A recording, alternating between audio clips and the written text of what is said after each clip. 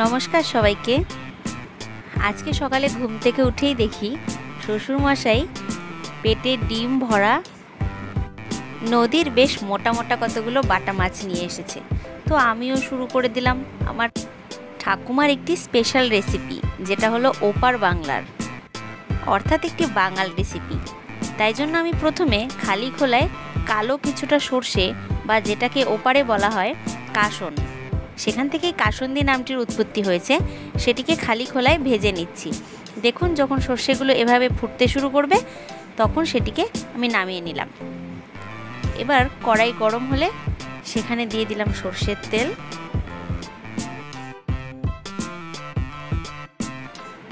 তেলটা একটু গরম হলে তাতে দিয়ে দেব কালো জিরে ফোড়ন।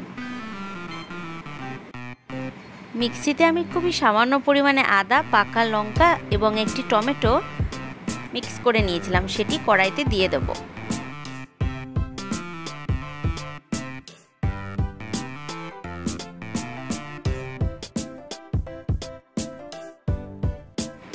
এবার আঁচ সিম করে সেটিকে হালকা একটু ভাজা ভাজা করে নিয়ে তাতে দিয়ে দেব পরিমাণ মতো লবণ। কড়াইতে দেওয়া মশলা থেকে সামান্য তেল ছাড়তে শুরু করলে তাতে ভালো করে কেটে ধুয়ে রাখা পটলগুলি আমি দিয়ে কষিয়ে নেব। এবার ভালো করে আরও টেস্ট ভালো করার জন্য আপনারা চাইলে আগের থেকে পটলগুলো সামান্য ভেজে নিতেও পারেন, সেটিতে আরও ভালো লাগবে খেতে। যাই হোক, আমার ঠাকুমা এভাবেই করতো, তাই আমি এভাবেই শেয়ার করলাম আপনাদের সাথে রেসিপিটি। একটু ভাজা ভাজা হলে পরিমাণ মতো হলুদ দিয়ে দিলাম, আবার নাড়াচাড়া করে নিচ্ছি। সাথে সাইডেই আমি জল গরম করতে দিয়েছি।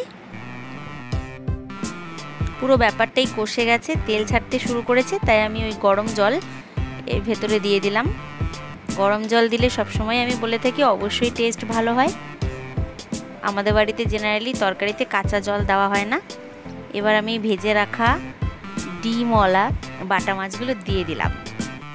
আমি খালি খোলায় ভেজে রাখা সর্ষেগুলোকে গুঁড়ো করে নিয়েছিলাম, অবশ্যই শিলনোড়াতেই গুঁড়ো করে নিয়েছিলাম, সেটাকে দিয়ে দিলাম এবার তরকারির ভেতরে দিয়ে। ওটা জাস্ট একটু 3-4 মিনিট ফুটলেই, টকবক করে ফুটলেই নামিয়ে নেওয়া যাবে।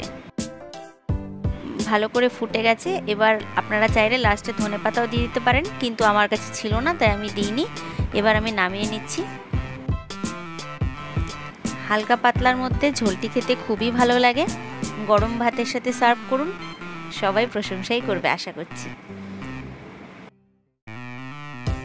অ্যাকচুয়ালি ওই সর্ষে বা কাসনগুলোকে তো আমরা পুড়িয়ে ফেলি না, ওই খালি খোলায় ভেজে ওটাকে গুঁড়ো করি, কিন্তু এই ঝোলটার নামই ওই কাসন পোড়া ঝোলই বলে সবাই। দেখুন, বেশ দেখতে ভালোই লাগছে, টেস্টও হয়েছে ভালো। থ্যাংক ইউ পুরো ভিডিওটা দেখার জন্য।